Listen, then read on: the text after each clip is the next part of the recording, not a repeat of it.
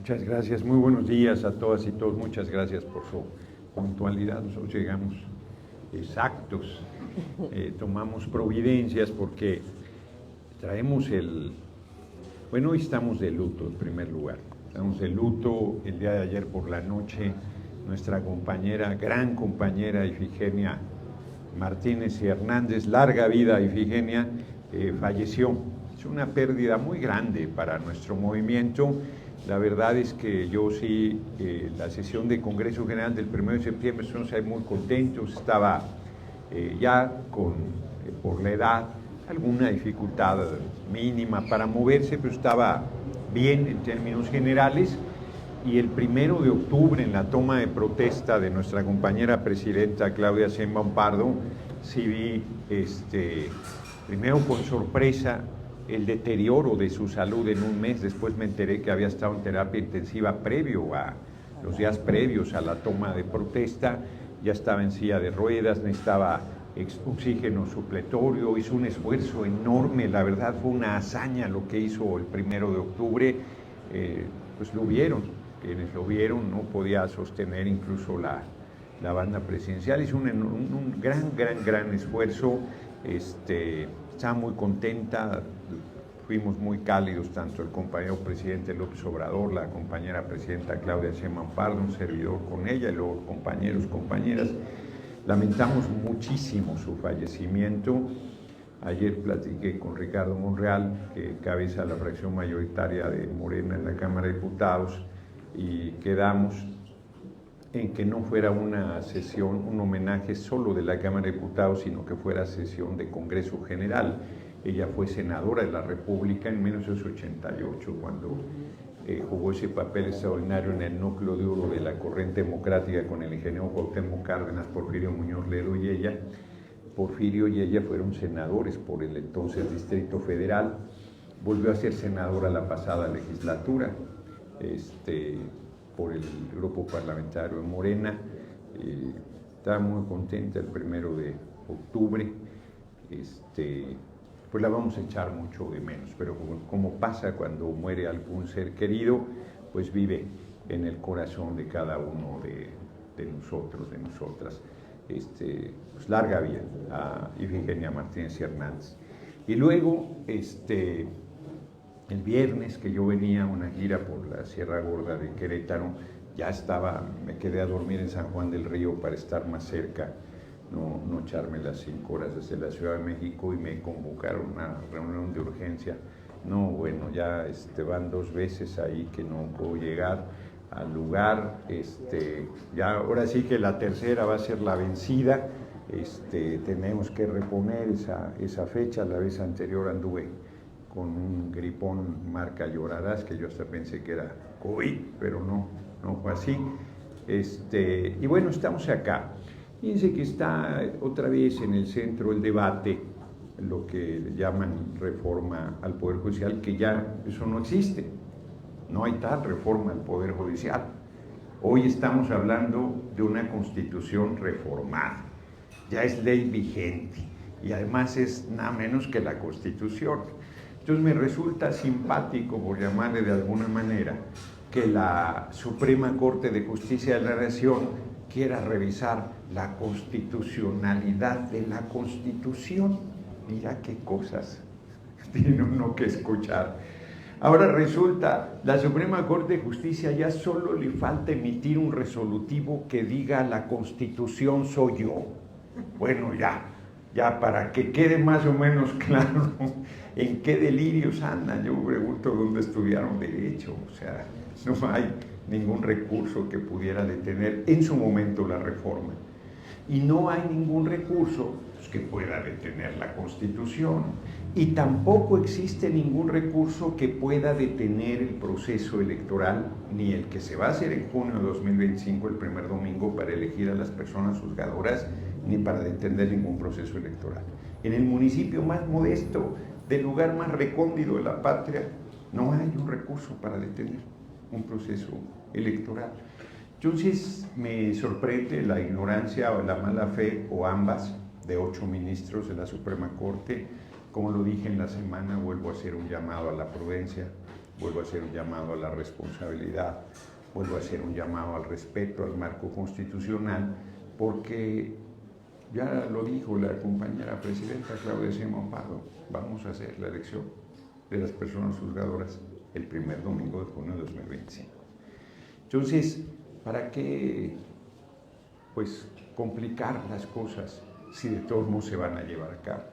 De hecho, no estoy siendo maldoso, pero sí quiero decirles que mañana va a haber una sorpresa importante por la mañana en este tema, importante, no puedo adelantar más, pero acredita pues, que seguiremos avanzando en la realización de la elección de las personas juzgadoras. Tiene su grado de complejidad, sobre todo en la Ciudad de México, y no recuerdo qué otra entidad de la República que tiene un número grande, ciertamente, de personas juzgadoras, pero en la mayoría, la inmensa mayoría de las entidades, Querétaro es un ejemplo, no tiene mayor dificultad la elección por el número de personas juzgadoras que se van a elegir. Cierro el comentario planteando que la Corte se ha negado hasta este momento a entregar la información que la Constitución dice que tiene que entregar. O sea, no si quiere.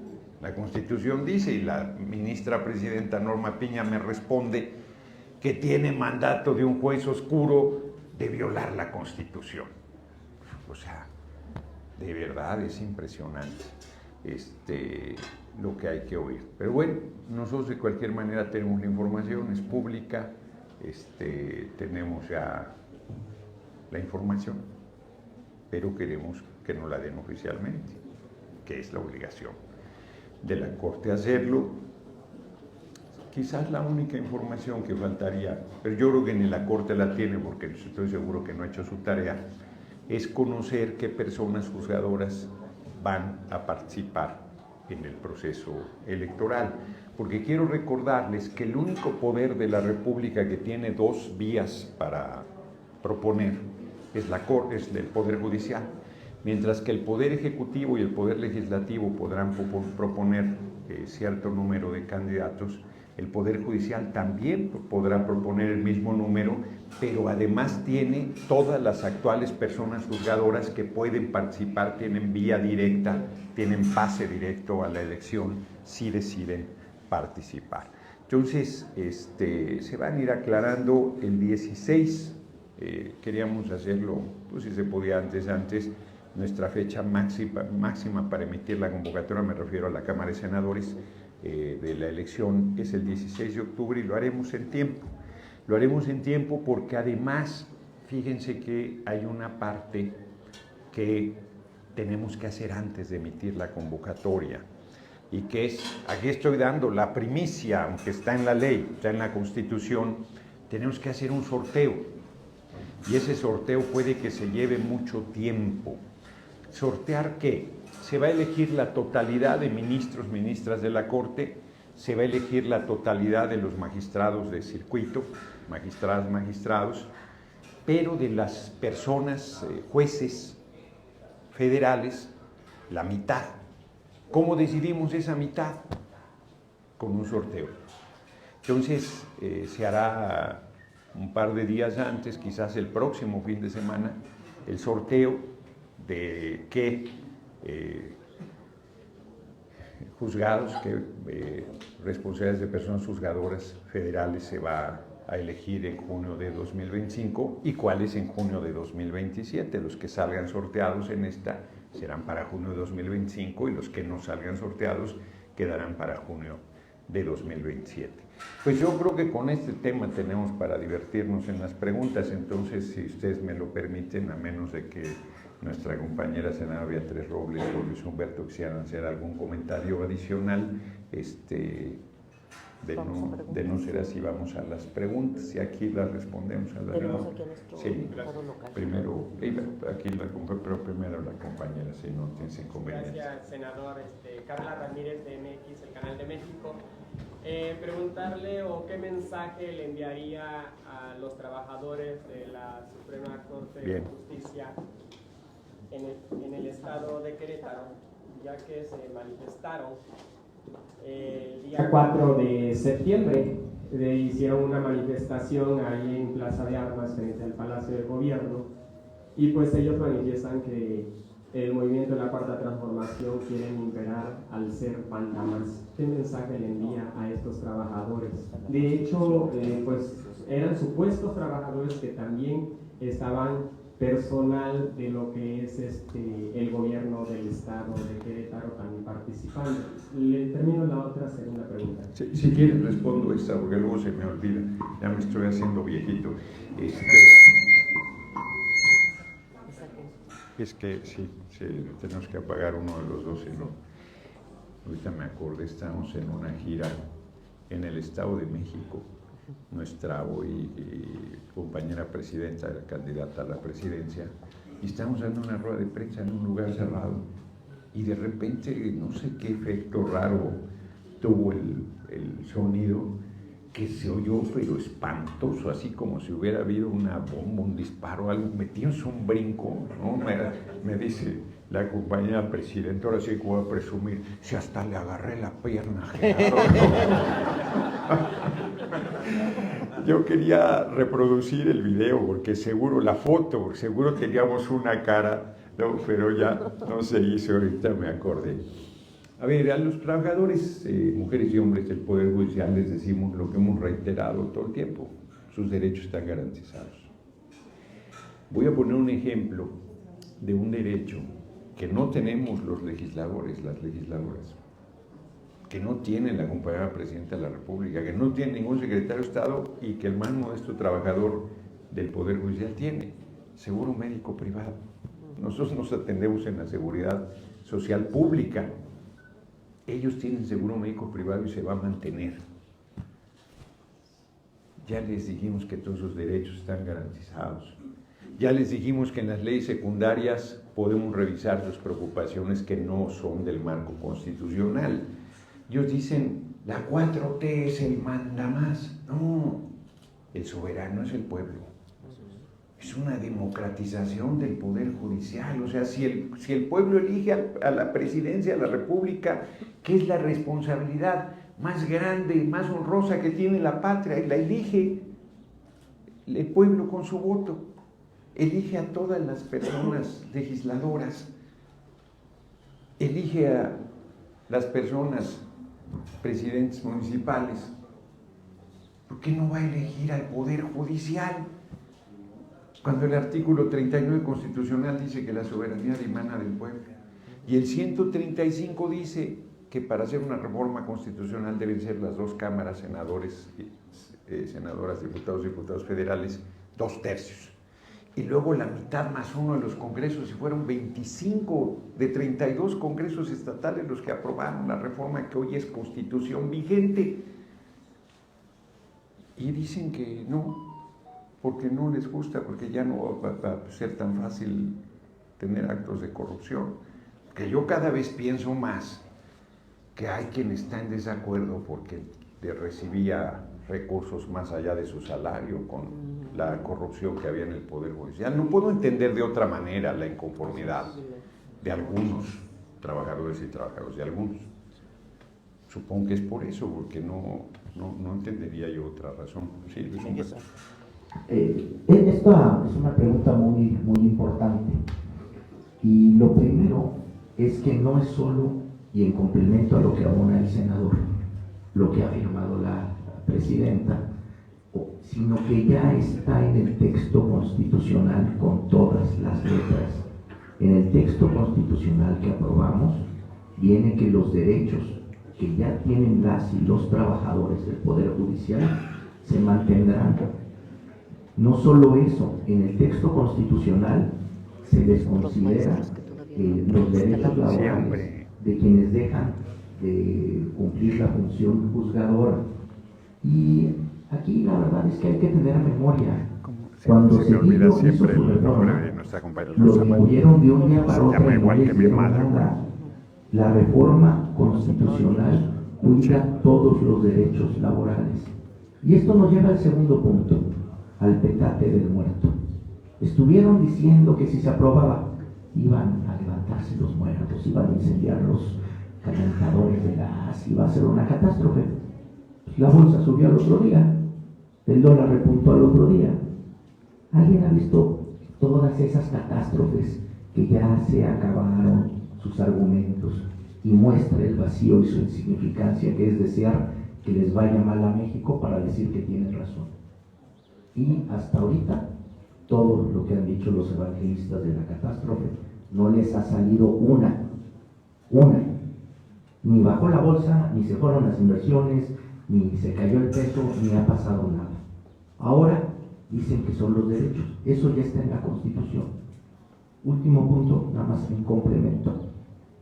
Después de la reforma hubo un evento en México muy importante, se llama World Law, que es la unión de todos los despachos de abogados más importantes de América Latina, incluyendo los de los petroleros de Texas, de Estados Unidos, de todo. Cuando les planteamos el modelo, todos coincidieron que en sus países tenía que haber reformas radicales. El Poder Judicial no se ha reformado en 200 años. Entonces, incluso Biden mandó una propuesta para reformar el Poder Judicial. Entonces, a lo que quiero llegar con todo esto es que veamos la realidad. Lo más importante es amputarse el ruido, amputarse estos miedos. ¿Por qué? Porque no tienen en mente a México, tienen a mente otros intereses. Y es esto, y nuevamente a las y los trabajadores del Poder Judicial les tendemos la mano cuando sea necesario, vamos a explicarles. Ellos conocen que está en el texto de la Constitución, ellos lo que queremos es que tengan la paz, que tengan la certidumbre, que sus trabajos no están en riesgo. Eso es lo más importante, y sobre todo para todas las y los queretanos, que no creamos en el miedo, porque hasta ahorita no ha pasado nada de lo que ya llevan ya casi 7 años diciendo catástrofes que no han sucedido. Perdón, señor senador. Un momentito nada más. Y yo nada más quiero complementar, primero dar las gracias a todos los presentes, y quiero complementar por lo que decía nuestro senador. El día que nos invadieron la Cámara de Senadores, la tomaron y estaba un trabajador, supuesto trabajador de la Suprema Corte de Justicia, que se metió hasta la mesa directiva, hasta arriba, y decía, miren cómo me están tratando y nos están tratando mal. Y yo lo que se me ocurrió decirle fue, a ver, eres trabajador de la Suprema Corte de Justicia, no te preocupes de nada, porque si eres trabajador, todos tus derechos están garantizados. Ahora, si tú recibes privilegios, entonces sí preocúpate. Cuando yo le dije eso, se dio la vuelta. Y todas las compañeras senadoras que estaban junto a mí dijeron, fue lo que decías, no podemos explicarnos que se quejen si tienen todos sus derechos garantizados, probablemente reciben algo más por ahí, porque pues los ministros ganan mucho y además hacen servicio a los que más tienen. Entonces seguramente también los trabajadores, algunos, como decimos, pues pueden estar privilegiados por ahí. Lo importante es que cuando algo no funciona, tiene que cambiar. Y en México el Poder Judicial no funciona, hay que cambiarlo, ¿sí? Es el más privilegiado, en donde más impunidad hay, y el que provoca inseguridad en México también, porque la paz es un resultado de la justicia, y si no hay justicia en un país, pues no hay paz. Entonces, pues yo también el llamado a que estemos tranquilos, a que las cosas van a funcionar muy bien y vamos a ver un cambio en México. Creo que ese era el poder que necesitaba reformarse. Todos los demás los elige el pueblo y ahora también al Poder Judicial lo va a elegir el pueblo. La siguiente pregunta es fuera de contexto del tema. Aprovechando que está el diputado federal, usted como presidente de la Cámara de Senadores, la senadora Beatriz y diputados locales, hay un problema en el estado de Querétaro, pero también a nivel nacional, con respecto al servicio que prestan los mecánicos. Es un problema de acto de corrupción, mecánicos automotriz, que llevas tu vehículo, te piden una cantidad, te dan vueltas y vueltas y a veces pasan 6 meses, a 8, hasta un año y no te entregan el vehículo. ¿qué pueden hacer ustedes como legisladores, como senadores, como diputados para poder regular a los mecánicos a nivel nacional? Gracias. No, pues regulado está. Hay que ir a la Procuraduría Federal del Consumidor y ahí se mete la queja correspondiente. Fíjense que, aprovechando ahorita, compañero, ahora estoy viendo a nuestra compañera del Magisterio, Rosa María, y Jerónimo me vio también, que no han cumplido el gobierno de Querétaro su restauración. Me imagino que el domingo que protestaron los trabajadoras del Poder Judicial se solidarizaron con los maestros que desde la reforma de Peña están sin ser reinstalados. El gobernador no cumplió su palabra, quedó de que nos veíamos a finales de septiembre y no cumplió. Entonces, ese tema lo tengo ahí pendiente.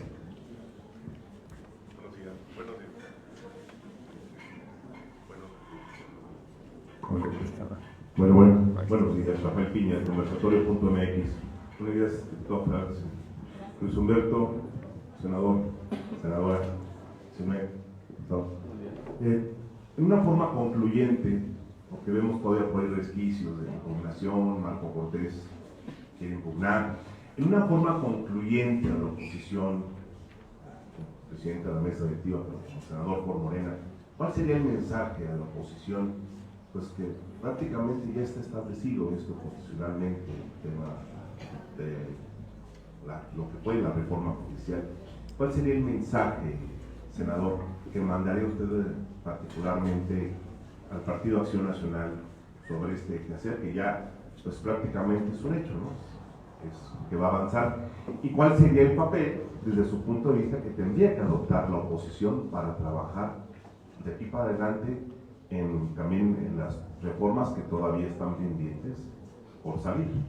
Muchas gracias. Sí, bueno, pues que la oposición haga lo que mejor le parezca, no seré yo quien le dé consejos. No, a ver, no hay ningún resquicio de nada. Yo vuelvo a insistir, la reforma al Poder Judicial, eso ya no existe, ya se reformó, ya es constitución vigente. Lo que la oposición está discutiendo es la Constitución. Ya está, fue publicado, ya. Tan está que ya el órgano electoral convocó a la elección para el primer domingo de junio, ya empezó el proceso electoral. Ellos no pueden detener, o sea, yo insisto, es que parece que estoy bromeando, pero no es así. La Corte pretende revisar la constitucionalidad de la Constitución. Es ridículo. Eso no existe. No hay un recurso para revisar la constitucionalidad de la Constitución. Yo vuelvo a insistir, el 135 constitucional dice que es el legislativo. Te llaman constituyente permanente, no lo dice así la Constitución, dice 2/3 de ambas cámaras y la mayoría más uno de los congresos estatales. Yo pregunto en qué artículo de la Constitución dice que la Corte puede revisar un cambio en la Constitución. Y yo les respondo, ninguno. La oposición lo que debería hacer en realidad es pues leer la Constitución. En la Corte también es respetarla. Todos los que están alzando la mano son periodistas, ¿verdad? No, porque ya después viene la charla con compañeras. Solamente precisar algo que usted comentaba de los maestros cesados. El gobernador no cumplió con este acuerdo, o si nos pudiera detallar un poco este tema. Sí, simplemente que no ha cumplido, y además quedamos de vernos si no ha cumplido. Y ya la federación hizo todo lo que tenía que hacer, están los recursos, está todo, y el gobernador no ha cumplido, entonces tengo que verlo. Se me hace que le voy a hablar por el teléfono rojo, pero se me hace que ese teléfono no es de adorno, porque no contestó la ministra presidenta. Vamos a ver si contesta el gobernador. ¿Y en septiembre era la reunión? Sí, antes de que terminara septiembre quedamos de vernos. De hecho, estuvimos en comunicación, por eso me extraña, porque fue correcto. Me pidió que esperara a que pasara lo del 15 de septiembre y su informe, que fue por esas fechas, y que después nos reuniríamos. Y todavía pasando esas fechas me llamó, y luego ya, no, ahora sí que no supe más. Entonces, yo espero que ya restablezcamos la comunicación y resolvamos lo de los maestros y maestras cesadas. Hay muchos pendientes, pero no tiene discusión, ese tiene que resolverse. Hay muchos otros que son mucho más complicados y que entiendo que podemos tener posiciones encontradas. Resolvió fatal lo del fiscal, hay cualquier cantidad de cosas, pero este tema se debe resolver. Punto. Aquí, por favor. Muchas gracias, buen día. Senador, entendemos, habrá elecciones el próximo año. Sí. Bien, la pregunta sería, mi nombre es Francisco Dávalos, programa Caso en Concreto. ¿Cómo garantizar la actuación de aquellos que queden como titulares de esos órganos jurisdiccionales en pro de la justicia y de los valores de la Cuarta Transformación? Esa sería la pregunta. Y también, si me permite, ¿es necesario llegar también a la elección de fiscal general de la República y fiscales estatales para darle un cierre completo a la democratización de la justicia en este país? Serían esas dos preguntas. Bueno, la primera, no tienen por qué ser los valores de la Cuarta Transformación. Lo que tienen que hacer es impartir justicia. ¿Cómo se va a garantizar? Pues es un problema de la ética, de la responsabilidad, del compromiso de cada persona que va a llegar a esas responsabilidades, y que se supone que con este cambio se generan condiciones para que gente honorable, gente comprometida llegue a esas responsabilidades, pero además no lo vamos a dejar solo a su voluntad. Hay una tribunal de disciplina, que es al que mucho han criticado en los foros que hubo de la reforma, le llaman de la Inquisición. No, bueno, lo que pasa es que hasta el día de hoy las personas juzgadoras podían decidir lo que les viniera en gana. Bueno, lo que acaba de hacer la Suprema Corte es un ejemplo de una máxima aberración. O estos jueces que otorgan amparos como si de tamales por la mañana se tratara, cuando el artículo 61, fracción primera de la Ley de Amparo dice que no procede el amparo frente a una reforma constitucional. Explícito lo dice la ley. Entonces, y hacen eso y dicen, es mi criterio jurídico. No, mi amigo, tu criterio jurídico no puede ir en contra de la letra de la ley. O sea, hay legislaciones que aceptan interpretación, pero cuando la redacción es indubitable, dice, tú no puedes hacer esto, y lo haces, entra el Tribunal de Disciplina y te dice, ¿qué pasó, mi amigo, ahí con esta sentencia? Y ellos, que hasta ahora no han tenido un espacio que revise su actuar, pues no les gusta ese espacio, que además se va a elegir también por voto del pueblo. En cuanto a la elección de fiscales, yo no estoy seguro que ahí tengamos que ir en ese sentido, no estoy seguro. Va a haber una reforma al poder, a las fiscalías, los ministerios públicos, que es terrible la situación ahí. Vamos a ver en qué términos, porque es una reforma que enviará la compañera presidenta, vamos a ver en qué términos lo hace, y también, igual que lo hicimos en la reforma, en su momento, la reforma al Poder Judicial, haremos foros para que ministerios públicos, fiscales puedan participar y escuchemos sus puntos de vista y tomamos las decisiones más, que más aporten a esa transformación que también urge en ese espacio de la impartición de justicia. Senador Noroña, senadora Betty, mucho gusto, buenos días. Jesús Garduño, de Caso en Concreto. La primera pregunta que quisiera yo hacer es para la senadora Betty Robles. En Querétaro, históricamente, los gobiernos han actuado bajo el dogma de la gandalla. Habría que ver el tema del fiscal carnal, la conformación actual de la legislatura, la conformación de cabildos. En ese sentido, ¿cómo vamos a garantizar para que las disposiciones constitucionales relativas al Poder Judicial se instrumenten de manera adecuada en Querétaro? Toda vez que tenemos conocimiento a día de hoy que posiblemente pretenden que aquellos que se quieran postular tendrán que pasar por una instancia previa del propio tribunal. ¿Cómo garantizar que Querétaro no va a darle la vuelta al poder, a la federación? La segunda pregunta es para el senador Noroña, Fernández Noroña.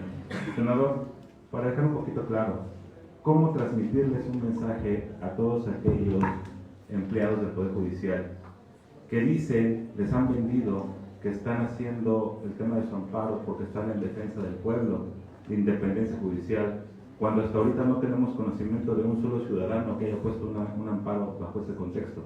El amparo que existe es defendiendo derechos laborales. Muchísimas gracias. Bueno, pues gracias por la pregunta. Ya sabemos que en Querétaro hemos tenido en estos últimos meses pues muchas demostraciones de agandalle, ¿no? Cambiaron la ley orgánica del Congreso pues para quitarnos la Jucopo cuando nosotros tenemos el mayor número de diputados locales ganados. Yo creo que una forma de hacerlo, entre los artículos transitorios se les instruye a los estados a hacer cambios también a su poder judicial, no tienen que cumplir. Ahora tenemos nosotros mayoría en el Congreso. Lo que nosotros nos tenemos que preocupar es porque tengamos unidad dentro del Congreso para poder lograr que se den los cambios. Ese es un compromiso, además no es que queremos o no queremos los diputados locales y nosotros. Tenemos que hacerlo porque el pueblo decidió que tuviéramos mayoría, la coalición de PT, Verde y Morena. Y tenemos ¿Qué que pasó con el diputado local que había? Creo que esa va a ser la forma de poder lograr que se hagan las reformas que se tienen que hacer las mejores propuestas que armonicen con lo que nosotros aprobamos en el Senado y en la Sala Superior de Diputados, y creo que lo vamos a lograr.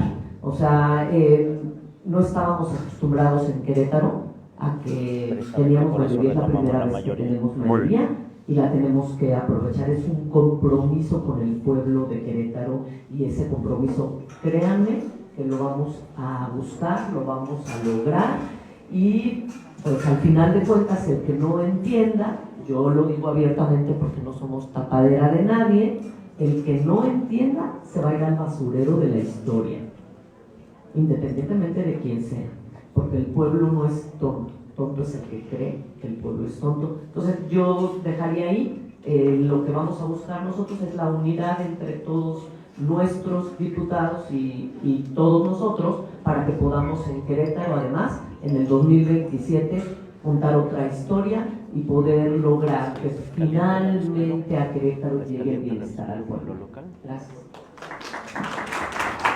Sí, yo insistiría en el tema de la unidad. Desde la gira pasada que hice, la unidad es muy importante. El gobierno de Querétaro y Acción Nacional pretendió, estaba preguntando a Luis Humberto ahorita, porque no había comentado con los compañeros, habían querido agandallarse un par de diputados locales, al final eso no prosperó, se ratificó la voluntad del pueblo de Querétaro, se tiene mayoría, entonces la unidad va a ser muy importante. Y ahí sí podría el Poder Judicial, si aquí se hiciese en Querétaro o en algún otro congreso del Estado, una legislación que no respetara lo que dice el marco constitucional, ahí sí se podría modificar. En cuanto a los trabajadores, trabajadoras del Poder Judicial, e inclusive algún sector de la población que tiene preocupación por los cambios que se hicieron a la Constitución y que ya están vigentes, yo les diría que pues va a ser el voto de la gente. Por ejemplo, aquí en Querétaro, la derecha tiene una votación importante. Bueno, pues eso se va a manifestar en la elección de las personas juzgadoras. Dice Luis Humberto que no por mucho, pero tiene no es cierto que vaya a haber, pero además el proceso, ya lo van a ver ustedes, el proceso de elección de quienes van al proceso electoral, pues va a ser yo tengo la impresión, ya lo verán ustedes, que no tiene manera de manipularse. De verdad, las mejores personas, los mejores perfiles son los que van a ir a la elección. Si nosotros somos los primeros que nos interesa que haya justicia, somos los primeros que nos interesa que las personas juzgadoras actúen con imparcialidad. No, nosotros no queremos que sean parciales hacia nosotros, nosotros queremos reproducir lo mismo, porque además lo que queremos es que el pueblo, que es todavía el más afectado de que no haya impartición de justicia, tenga justicia, que no sea el dinero el que resuelva, que sea quien tenga la razón. Eso es lo que queremos, eso es a lo que aspiramos. Y la oposición debería coincidir en esto. Cierro, no me voy a alargar más en esta respuesta, pero la oposición dice, y el propio Poder Judicial dice, sí se necesita esa reforma, pero no esa. Pues ¿cuál entonces? Aunque ya ni siquiera aplica lo de cuál, porque llegaste tarde en el ocaso de mi vida triste, pues ya fue, ya tuvieron su oportunidad, pudieron hacer la reforma, no la hicieron. Ya se hizo, ya es constitución, ya es ley vigente, no hay nada que discutir. Sí podemos discutir las leyes secundarias, sí podemos. Sí podemos enriquecerlas, sí podemos. Sí la oposición puede jugar un papel relevante en esos temas, sí puede. Sí puede. Está en su derecho y está en su voluntad. Pero si asume la misma posición que en su momento en la discusión de la reforma del Poder Judicial, pues se va a quedar fuera de las decisiones. Si asume la misma posición que cuando hicimos el cómputo de los congresos estatales que no se presentó, pues solita se condena la intrascendencia, solita genera un vacío que no debería existir y que desde mi punto de vista es un error. Yo dije que no le iba a dar consejos a la oposición y ya le estoy aquí dando algunos. Luis quiere comentar algo de la situación local. A ver, dos temas muy relevantes. Lo primero, a ver, con respecto al proceso, el proceso ya está muy claramente establecido en la Constitución y no se puede ir más allá de la Constitución. Exacto. Exacto. De verdad, y bueno, qué bueno que ya le echen ganitas, pero no es así, no les da la Constitución. Lo segundo es que al final del día nuevamente lo que se muestra. Muchas gracias, necesitaba fuerza. Criticaron una reforma sin tener nunca un proyecto diferente. Cuando nosotros fuimos senadores, cuando hemos sido diputados de oposición, siempre se contraponía A contra B. Aquí no hubo eso. Lo único que fue la negación absoluta frente a su vacío conceptual. Segundo, con respecto a que se vayan a dar cosas. Mira, yo he hablado con mi hijo y le digo que yo estoy consciente que en el mundo en el que voy a morir es diferente al que yo nací. Lo que no se han dado cuenta aquí es que el sexenio que iniciaron en Querétaro con el que inició el sexenio es diferente con el que va a concluir. Lo que deben de entender es que esto no va a cambiar, esto ya cambió. Entonces, querer aferrarse a una idea, a un concepto del poder que ya no existe, eso, ¿sabes a qué los lleva? A lo más peligroso en política, a perderle miedo al ridículo. Se vieron ridículos, y perdón que lo diga así, pero esa payasada de un receso. Ay, perdóname, no conté mis votos, dame chance. Eso es tan ridículo como el niño que no mete gol y huele el balón para que los demás no jueguen. Es el ridículo. Y que regresaron del receso, pues fíjate que sigo sin tener los votos. En política hay que tenerle miedo al ridículo, y ya se le perdió el miedo al ridículo porque no entienden que el Querétaro que van a entregar no es el que recibieron. Si ellos no entienden que la realidad política ya es otra, es aquí mismo, van la a seguir en eso. Sería la cuenta. Muy bien, pues a ver, hay todavía varias manos, pero yo creo que ya más o menos platicamos de lo fundamental. A ver, ahí tiene el micrófono el compañero. Rogelio Estrada, de Metrópolis Querétaro y Noticias Querétaro. Agradecer a la senadora de la República, el diputado Zunet de Brasil, Luis Humberto, y el diputado Mero. Senador, y presidente del Senado, hay dos cuestiones nada más rápidas. Su opinión: en Guanajuato llegó la gobernadora del PAN y le pidió la renuncia al fiscal general Samarripa. El presidente le había indicado al anterior gobernador que era nocivo este fiscal de más de 16 años. Y también al secretario de Seguridad Pública.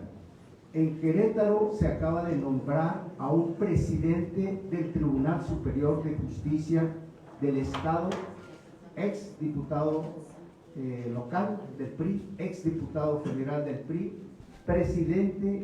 presidente estatal del PRI, y lo premian con ser presidente del Tribunal Superior de Justicia. Esto contrapone lo que está haciendo la reforma. Su opinión, senador, y desde luego, pues aquí está ya Sinué Piedrafil. Hubo un voto de 14 de la Cuarta Transformación, Verde, PT y Morena, y hubo un voto a favor de los panistas en la Cámara de Diputados. Pero si tenemos mayoría, entonces, ¿cómo se dio ese nombramiento? 13 contra Hubo un voto. 12. 13 contra 2. Lo anunciaron el Ganamos verde. por un voto. Ya, Pero teníamos que haber tenido 14. ya, Pero el verde lo anunció sobre la mesa, no hay engaño. eso es. Bueno, nosotros tenemos que avanzar en el tema de la unidad, la verdad, porque Morena, PT, Verde, aquí fuimos separados, un error. Tenemos que superar esas diferencias para que no nos pase este tipo de cosas. Pero de cualquier manera, no es que vaya en contra de la reforma, pues mientras no se elijan las personas juzgadoras, pues hay que designar a las personas que tienen esa responsabilidad. No debe quedarse vacío ese espacio de la presidencia del tribunal. Que sea una gente con una amplia experiencia del PRI, pues no debería sorprender a nadie, porque el PRI y el PAN son lo mismo. Decían que eran algo diferente, pero son exactamente lo mismo. Por eso tiene una situación muy difícil en 2027, porque si van juntos, pues ya la gente ahora en 2024 les dijo que no los quieren. Y si van separados, pues la gente ya sabe que son lo mismo, ¿no? Se pintan de azul o se pintan de verde, pero son exactamente lo mismo.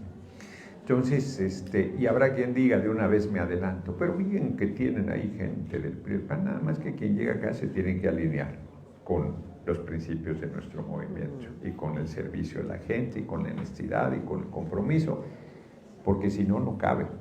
O sea, no es que vengan y se acomodan, no. Acá nosotros no hemos cambiado nuestros principios. Se mantiene la línea, se mantiene el compromiso, se mantiene el servicio al pueblo, y quienes vengan acá y hagan tropelías, pues van a acabar fuera, no tienen ningún futuro, además del desprestigio que eso implicará. Entonces, pues yo creo que por eso no se ha querido reunir el gobernador, es que sigue haciendo tropelías, cabrón, y ya de decir, no, pues, ¿para qué me siento con aquel? Si ya lo conozco, ¿para qué? Pero tenemos que sentarnos a resolver cosas. Y además después debemos sentarnos, porque yo le dije, ahora sí ya pues voy a ser más comunicativo. Yo le dije que quería ir con una comisión de compañeros, compañeras, dirigentes aquí del movimiento. Me dijo, espérame, me dijo, primero nos reunimos tú y yo, luego ya nos reunimos con ellos. Ahora sí que déjame, lo dijeron. Sí, no lo pienso, sino que no sea tan brusco para él, entonces, pues ya no urge esa reunión. Yo mañana mismo lo voy a buscar nuevamente, ya que él no se ha comunicado, lo voy a buscar, le voy a decir, oye, porque si no, pues vamos a tener que hacer alguna manifestación de solicitud. Pues les agradezco mucho, que pasen buen día.